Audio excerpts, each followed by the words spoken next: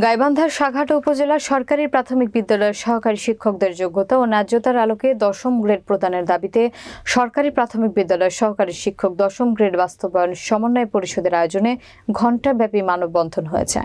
বিস্তারিত থাকছে সাঘাটা প্রতিনিধি নূর হোসেন রেইনের প্রতিবেদনে। বৃহস্পতিবার বিকেলে সাঘাটা উপজেলা পরিষদ চত্বরে এই মানববন্ধন অনুষ্ঠিত হয়।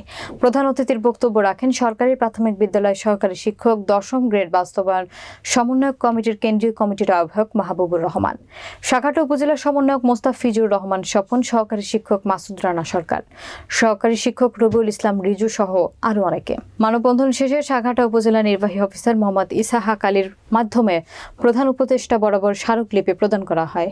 এই 10ম গ্রেড বাস্তবায়ন করে অর্থনৈতিকভাবে স্বাবলম্বী করে শিক্ষার মানকে সুন্দর ও স্বাচ্ছন্দ্য করতে সহযোগিতা করে। কিন্তু তখনও আমরা কোনো ফলপ্রসূ সফলতা পাই নাই।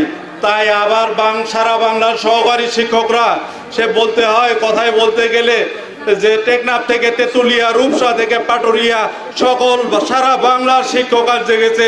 সবার দাবি কি একটাই, মনে করি যে সেই বীরের জাতি, নোবেল বিজয়ী বীরের জাতি ডক্টর ইউনূসের নেতৃত্বে বাংলাদেশ একটি সুন্দর আদর্শ দেশ হিসেবে গড়ে উঠবে এবং এই আদর্শ দেশ গড়ার প্রধান নিয়ামক কারিগর হিসেবে আমরা প্রাথমিক বিদ্যালয়ের শিক্ষকরা বদ্ধপরিকর।